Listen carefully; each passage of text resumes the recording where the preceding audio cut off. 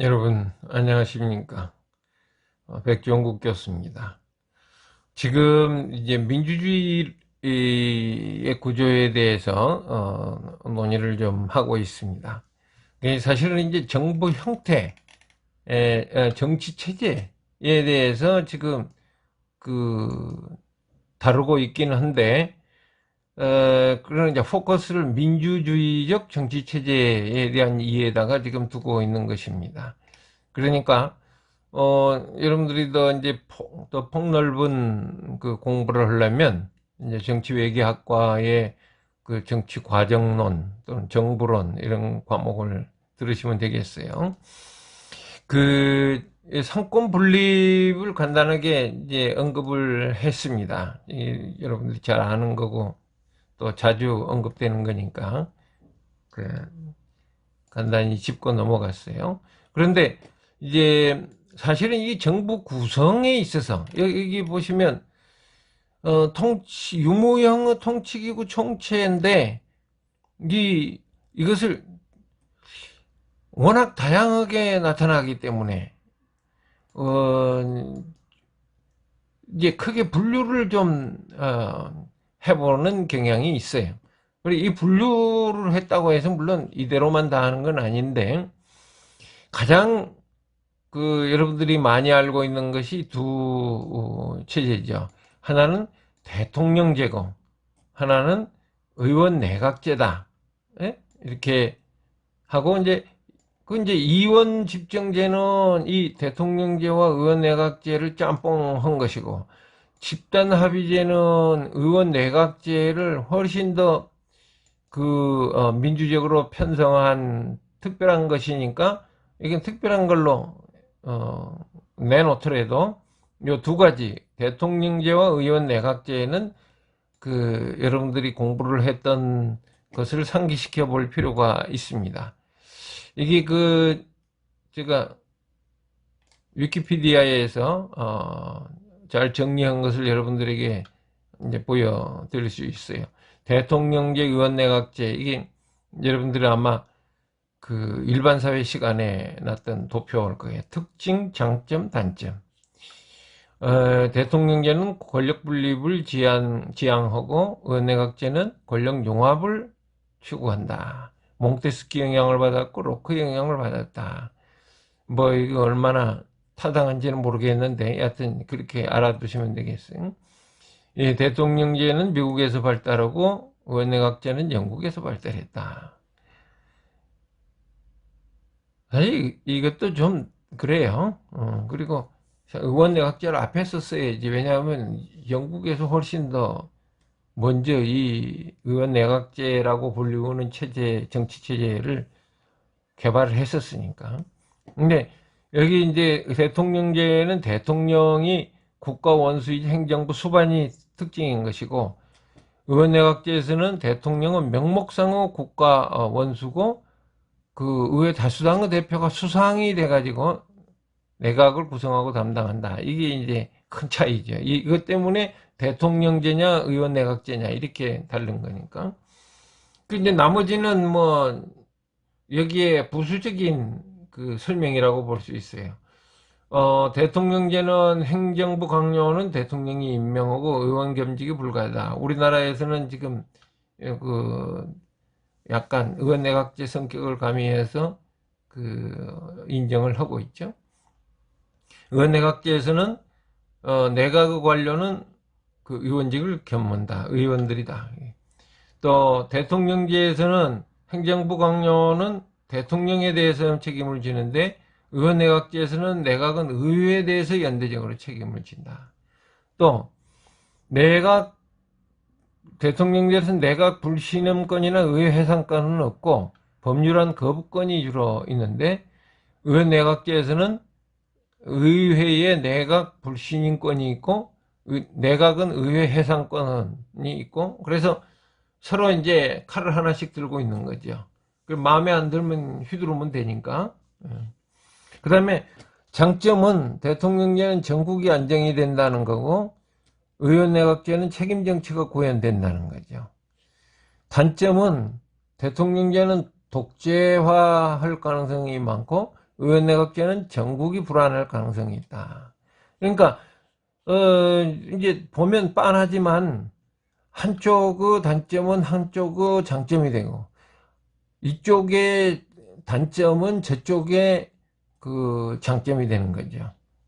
이런 특징들이 있어서 그 체제를 그렇게 구성을 해온 것이 이제 우리 그 현대의 역사입니다. 물론 뭐 아주 과거까지 거슬러 올라가면 정부의 여러 가지 다양한 그 형태들이 있는데 그것은 우리 주요 관심사가 아니겠죠? 현대 민주주의라고 부르고 있는 체제의 그 특징들입니다. 그리고 이제 그러면 현실적으로는 어떻게 나타나 있느냐? 여기 위키피디아에 도표로 아주 잘 나타나 있어서 여러분들에게 보여드리는데 여기는 조금 또 복잡하게 알록달록하게 만들어냈죠. 이게 파란색은 대통령 중심네. 파란색. 캐나다, 캐나다가 아니죠. 미국과 멕시코, 뭐 라틴 아메리카 대부분, 아프리카의 가운데 대부분, 그 다음에 또 그 CIS 국가들, 그 다음에 뭡니까 동남아 쪽, 여기 또 대한민국이 파랗게 하나 있군요. 그 다음에 이제 나머지는 대부분 의원내각제예요. 이게 아주 그 색깔이 조금 알록달록하니 다르지만 이게 공화제하의 의원내각제, 군주제하의 의원내각제 해가지고 쫙 이렇게 사실은 이원 집정제도 그 의원내각제적인 성격이 있는 이원 집정제가 더 많아요. 그러니까 나머지는 다 이제 그 의원내각제다 이렇게 볼 수 있고 여기 일당 독재 몇 개 국가가 이제 일당 독재로 지금 이렇게 나타났니? 주로 그 중국과 베트남 그리고 이 캄보디아도 지금 해놓은 거죠. 캄보디아까지 이렇게 라오스군요. 라오스까지 이렇게 했는데 여하튼 그 많은 국가들이 의원 내각제를 채택하고 있다는 것을 염두에 두면 되겠습니다. 그런 의미에서 보면 그 대한민국이 대통령 중심제를 한 것은 그 미국의 말하자면 그 보호국이었기 때문이다 이렇게 볼 수도 있습니다. 미국이 미국 군정을 하면서 만들어졌잖아요. 그러니까 보호국이죠. 자, 정부 형태로 봐서 몇 가지 그 분류가 있을 수 있다 이거죠. 단일정부제 이건 뭐 한국 같은 나라가 대표적이죠. 연방정부제 그럼 각각 그 주가 있고 그 주가 모여서 연방을 구성을 했습니다. 미국이 대표적이죠. 국가연합제 이건 이제 그 러시아가 대표적인 러시아의 CIS라고 국가연합이 있어요. 그런데 그 뭐 우크라이나라든지 이제 이런 나라들과 같이 그 이 국가연합을 형성해서 그 일종의 연방을 구성을 하고 있는데 이런 보통의 연방정부와 같은 그런 강력한 그러한 그 권력 분립은 없고 그저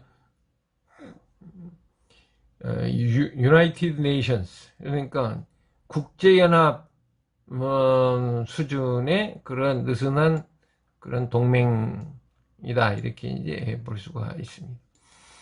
민주주의는 뭐냐? 여기서 자꾸 민주주의가 나왔는데 민주주의 핵심을 그 내포를 명리하게 하고 외연을 확장하는 서술을 가진다면 인민이 주권을 가지는 정치체제다. 한국식으로 말하면 국민이 주권을 가지는 정치체제다. 이런 거죠.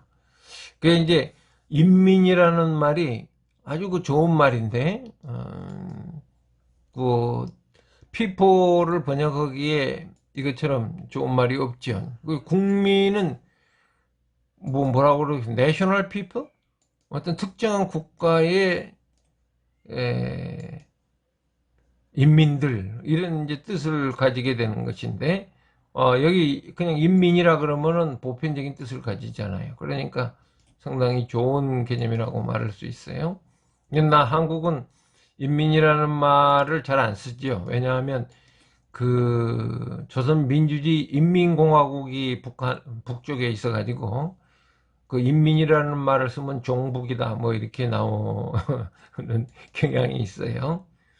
그건 물론 무지 때문에 나오는 말이겠지만 여하튼 그래도 귀찮으니까 잘 안 씁니다. 그러니까 이럴 때에는 인민이 주권을 가지는 정치체제다 하는 것이 훨씬 더 명료한데요.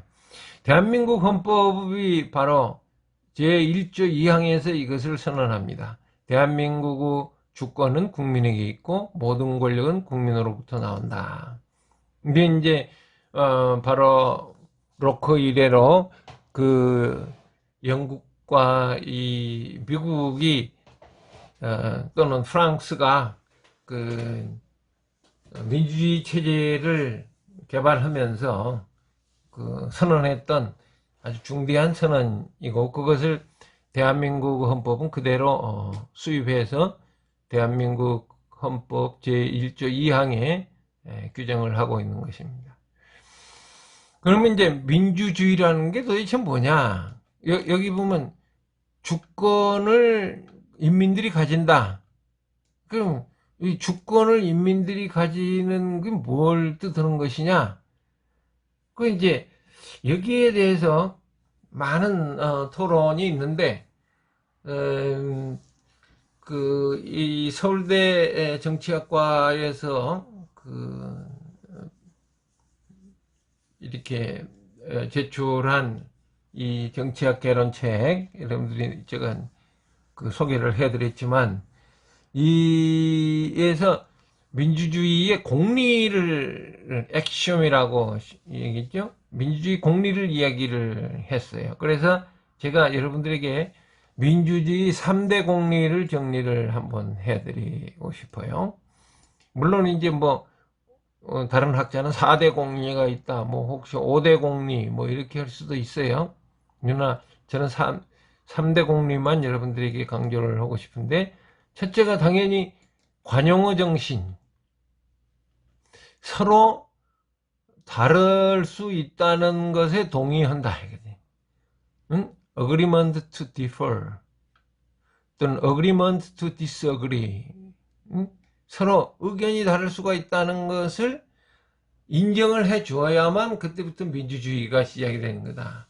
그 의견이 다른 것을 용인하지 못하는 체제는 그건 독재체제지. 누군가가 그렇게 하고 있을 테니까 독재체제. 그건 민주주의가 아니에요. 그러니까 이 관용어 정신에 대한 반대말은 불관용어 악덕이다, 이렇게 볼 수 있어요. 또 기본적으로 다수결 원칙이죠. The axiom of majority principle. 그 다수결주의다 이게요. 또는 머저리테리안이라고도 부르는데, 이 다수의 의사를 존중한다. 그래서 서로 투표해서 한 표라도 많은 쪽의 의견을 따른다.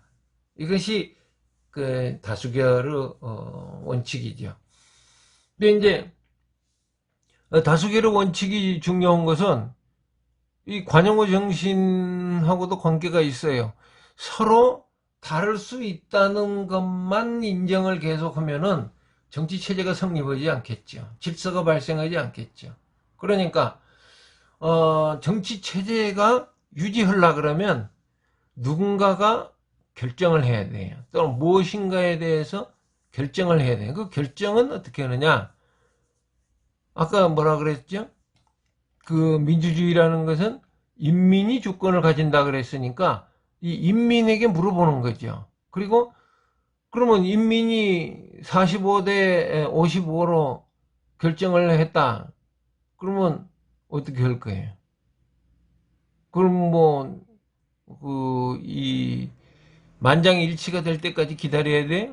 이게 스위스의 집단 합의제가 예전에 만장일치제를 추구했던 적은 있다고 해요. 그러나 현실적으로 만장일치를 가진다는 것은 거의 불가능합니다. 그런 의미에서 예, 인민 다수의 의사를 따른다는 원칙을 여기에 선언을 하는 거죠. 그 반대는 소수의 독재라고 볼 수 있죠.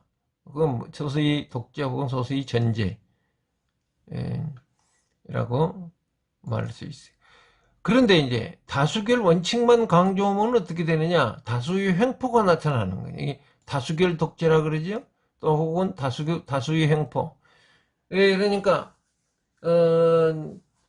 예전에 그 소크라테스를 독배를 마셔서 죽게 만드는 것이 뭡니까? 그 다수의 횡포 아니겠어요? 소크라테스 얘기를 좀 자세히 살펴보면 그것이 그리스를 위해서, 특히 아테네를 위해서 나쁠 리가 없어요. 그러나 이제 이런저런 이유로 그 이유는 여러 가지 다양히 많이 있습니다. 따져보면 납득이 안 가는 것도 아니에요. 여러 가지 이유로 소크라테스를 죽여야 되겠다고 생각을 하게 된다. 그리고 투표를 해서 그냥 사형을 선고를 해버린다. 이건 다수 횡포라고도 볼 수 있고 그걸 아리스토텔레스는 중우정치다 이렇게 이야기를 하기도 합니다. 따라서 이 소수자의 보호가 없는 민주주의는 민주주의가 아니다. 이렇게 볼 수 있어요. 그래, 이 세 가지, 관용의 정신, 다수결 원칙, 소수자 보호, 이 세 가지가 민주적인 체제를 만드는 중대한 공리다. 이렇게 보면 됩니다.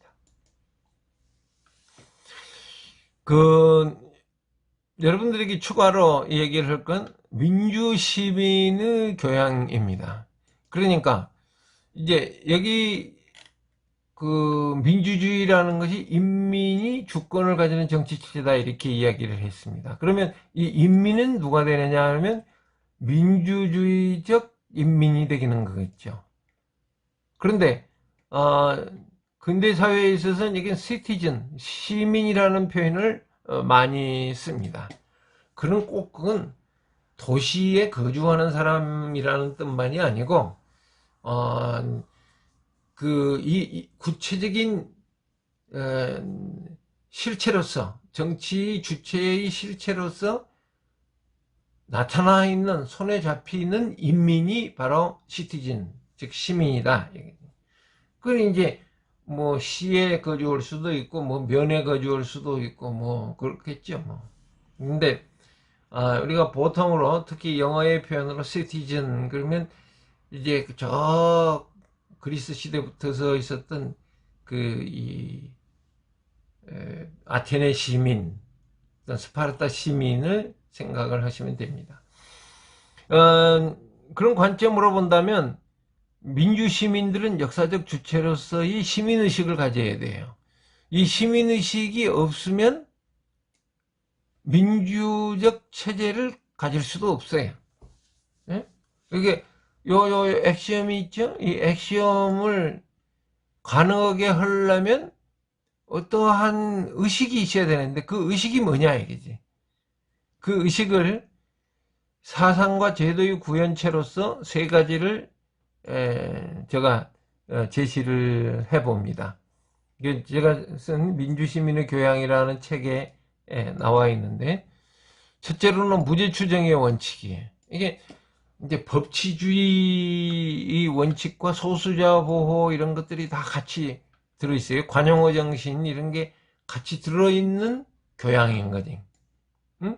기초. 민주주의의 기초에. 무죄추정의 원칙이 뭡니까? 법원의 확정 판결이 있기 전까지는 무죄로 추정해준다. 이게 아주 굉장히 중대한 거죠. 최근에 무슨 뭡니까?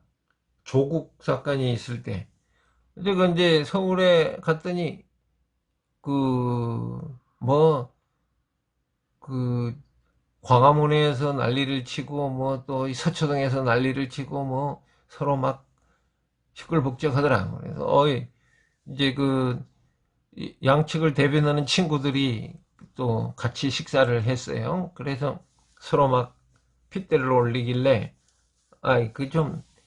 이게 좀, 그, 민주시민의 교양을 가지는 게 어때? 그렇게 이야기를 했어요. 그럼 그 민주시민의 교양이 뭔데? 무죄추정 원칙이지, 이 사람들아. 내가 그러니까, 그, 광화문 측에 있는 친구가 뭐라 그러냐, 그러면, 조국한테는 무죄추정의 원칙을 적용을 안 해도 돼. 그렇게 이야기를 하더라고. 굉장히 위험천만한 발언이에요.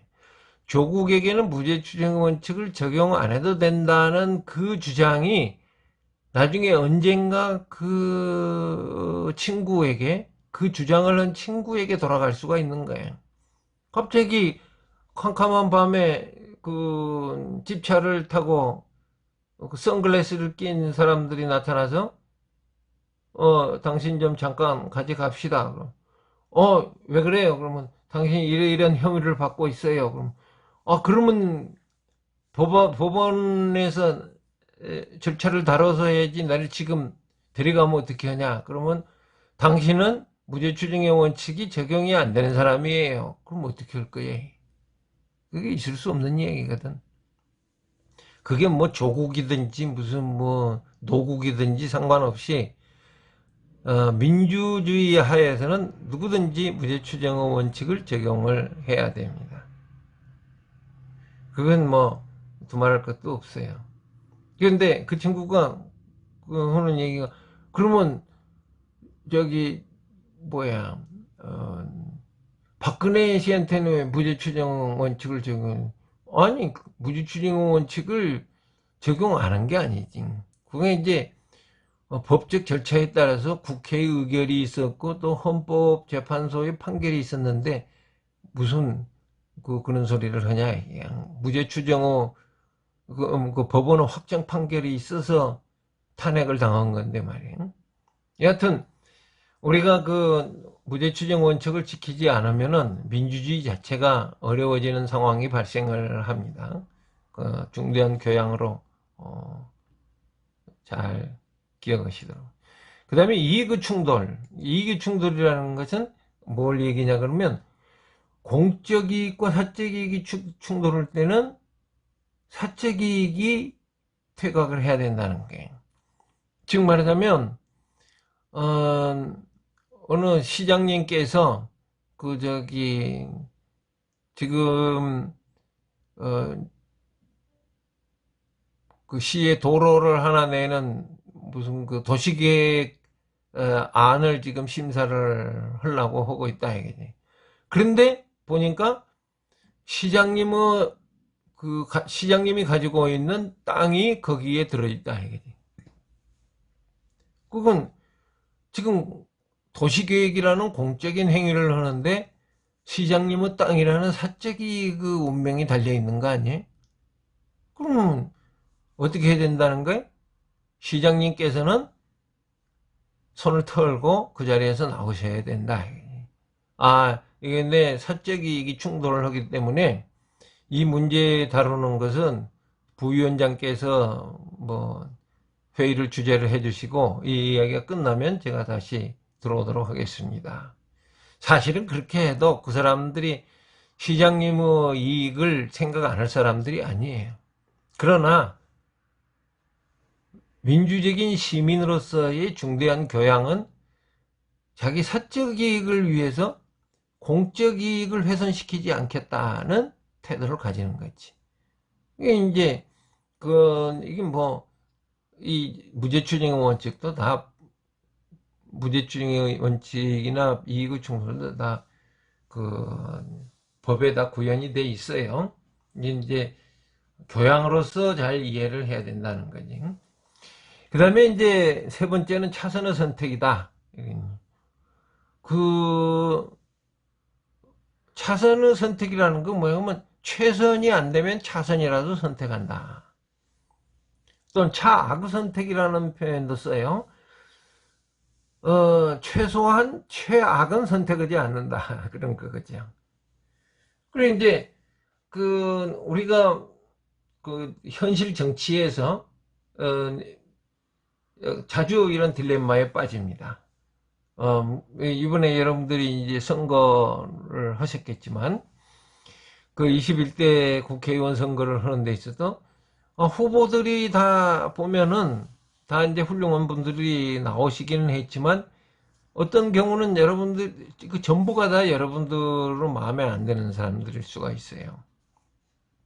그러면, 마음에 안 드니까 그냥 나는, 포기하겠다. 선택을 포기한다든지, 거부하겠다. 그래가지고 투표 거부 운동으로 나간다. 이게 좀 약간, 민주적인 교양에는 어울리지 않는 태도다. 이게 가장 좋은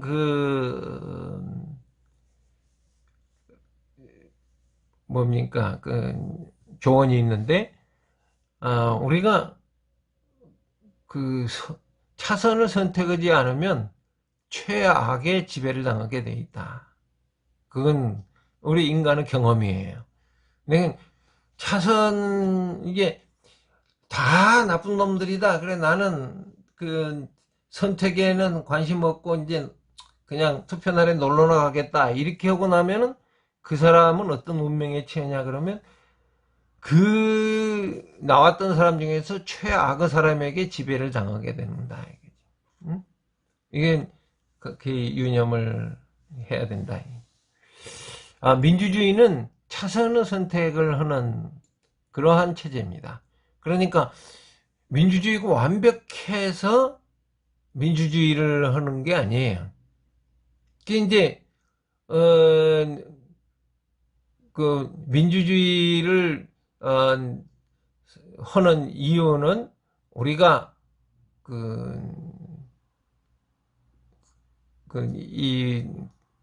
대단히 부족하기 때문이다.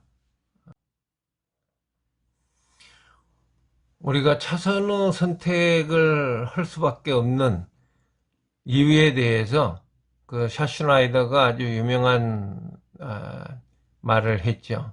민주주의라는 것은 자신의 선택에 대해서 확신할 수 없는 사람들을 위한 정치체제다. 나의 선택이 완벽하다고 확신하는 사람들은 사실은 민주주의가 필요 없죠. 그런 사람들은 아마 독재를 하려고 들 거예요. 그러나 우리는 일반적인 민주시민들은 나의 선택이 그렇게 완전 무결하다고 생각을 않는 사람들이라고 봐야 되겠죠. 그러니까 이런 점에 있어서 차선의 선택을 주의하면 되겠어요. 실질적으로 이제 민주주의는 투쟁의 역사입니다. 민주주의 투쟁의 역사를 몇 가지 보면은 우선 그리스 시대에는 중우정치와 투쟁을 했어요. 그러니까 무조건 다수결이 옳은 것이 아니다는 점이에요. 다수결이 가장 좋은 결과를 내는 것은 아니고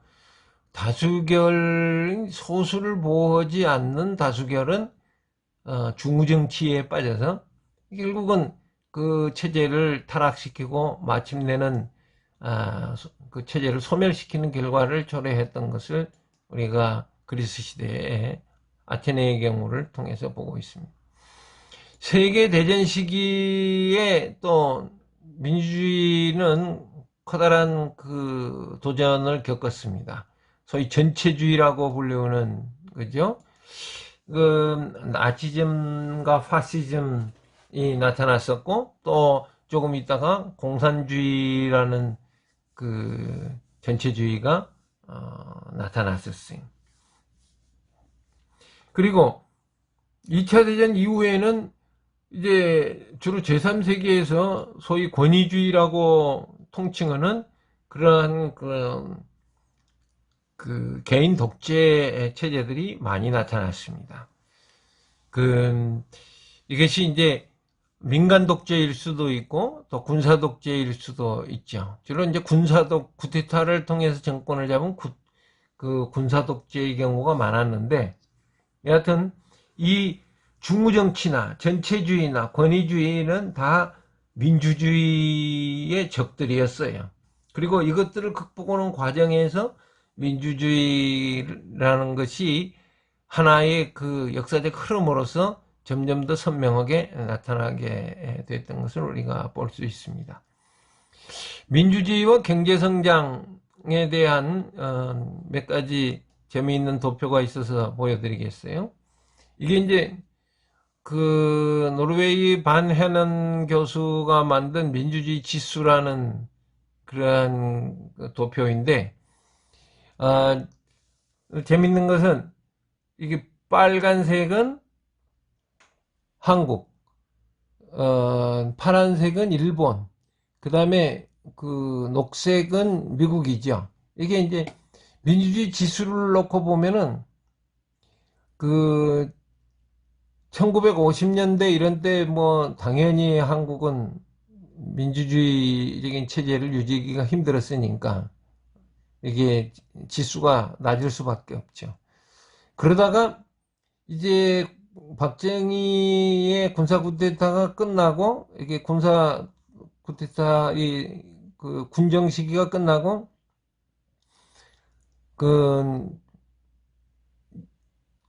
대통령 선거가 들어오면서 좀 민주성이 높았다 이렇게 반하는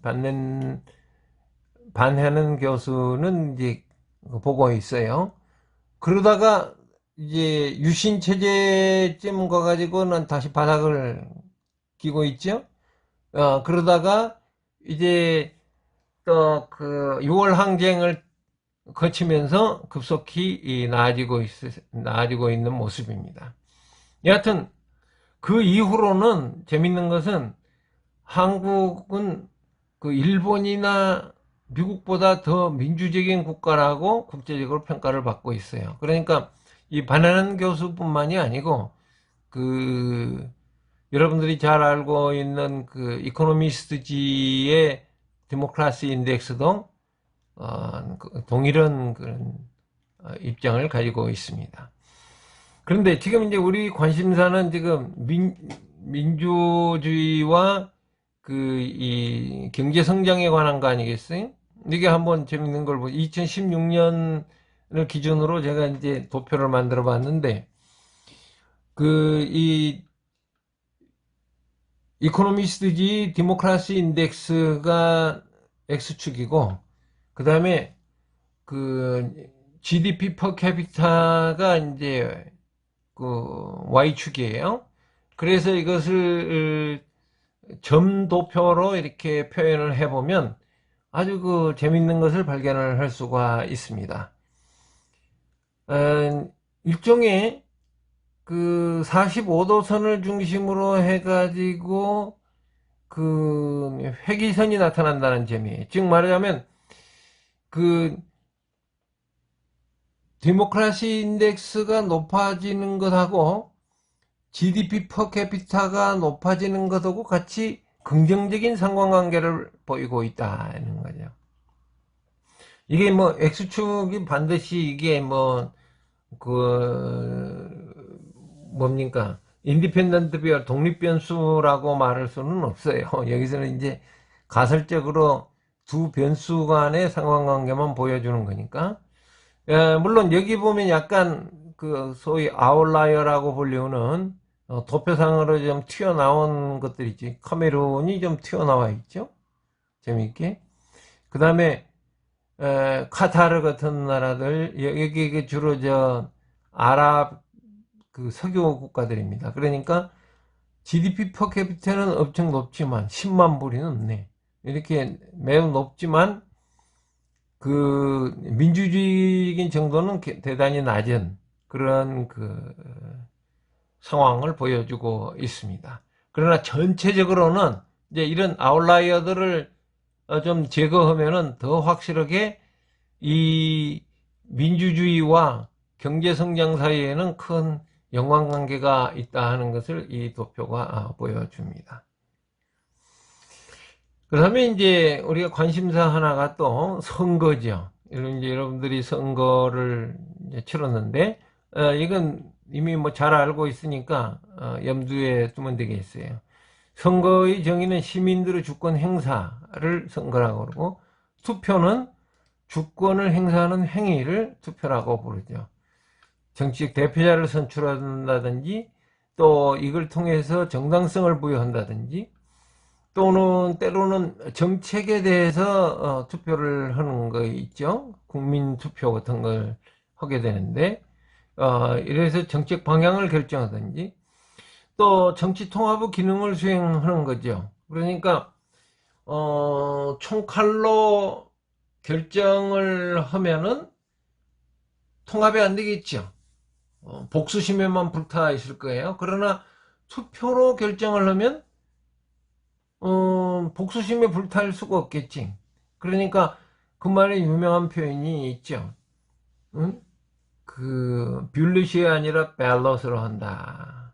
그러니까 총알이 아니라 투표로 결정한다. 이게 아주 유명한 그 표현입니다. 또 국정 담당자들의 업무 수행 평가를 투표로 하는 경우도 있지. 요새는 뭐 워낙 그 여론조사 기법이 잘 발달이 돼서 구태여 돈 드는 투표 안 해도 돼요. 그러나 이제 우리가 뭐 국회의원 선거를 할 때 이제 재선을 노리는 또 3선을 노리는 국회의원들이 있지 않겠어요?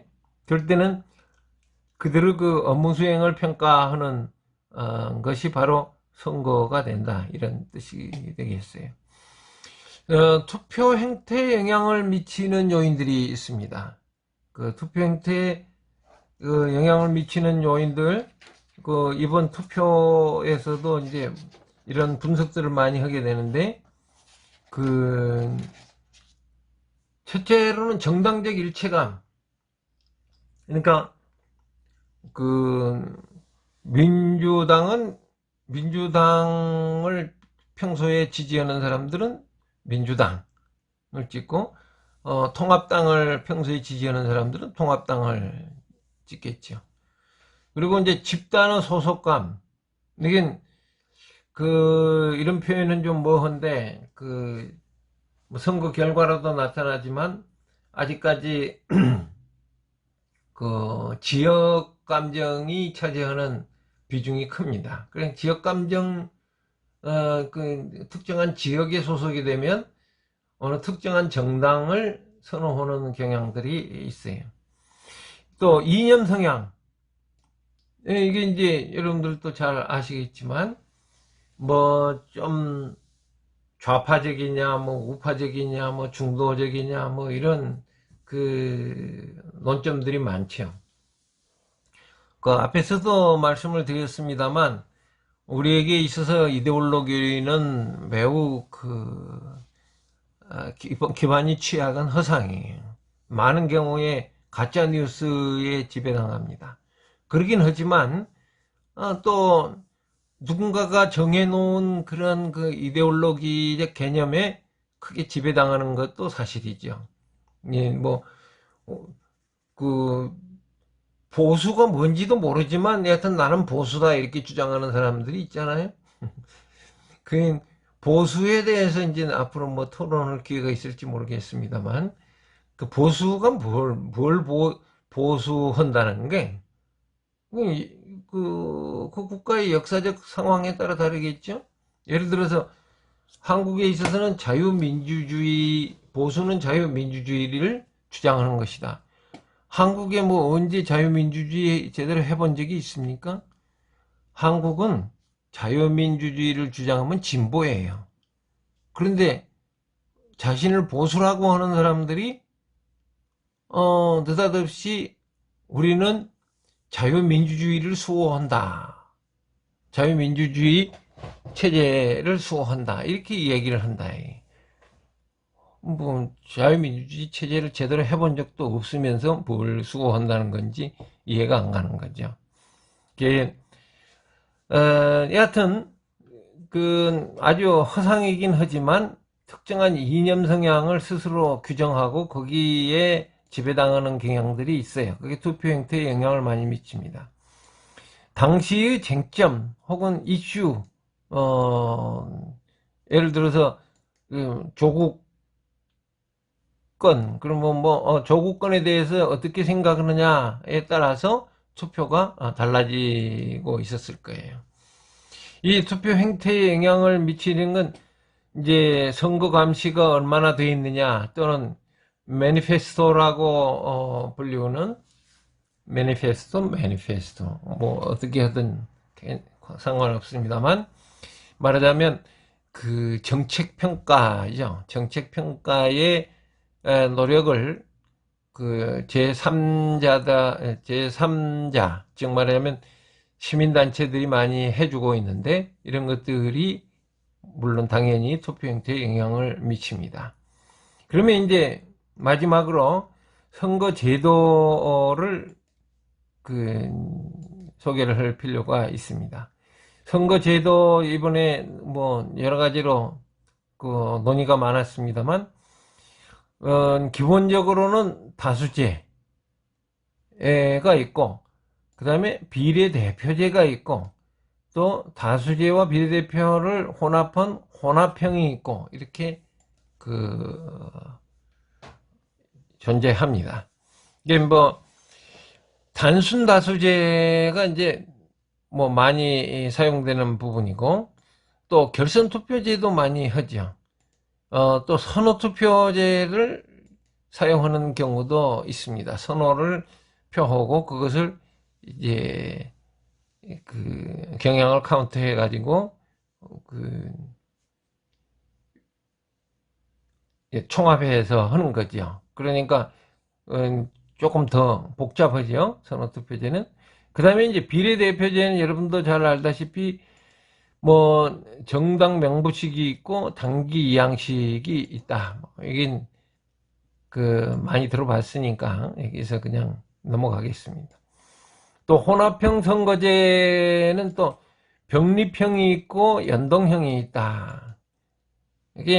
이것도 많이 들어봤으니까 뭐 길게 설명할 필요는 없을 것 같아요. 특히 이번에 연동형을 했는데 그냥 사실은 망했죠. 참, 이게 제3세계에서 연동형을 하면은 가끔씩 나타나는 현상입니다. 원래는 소수당을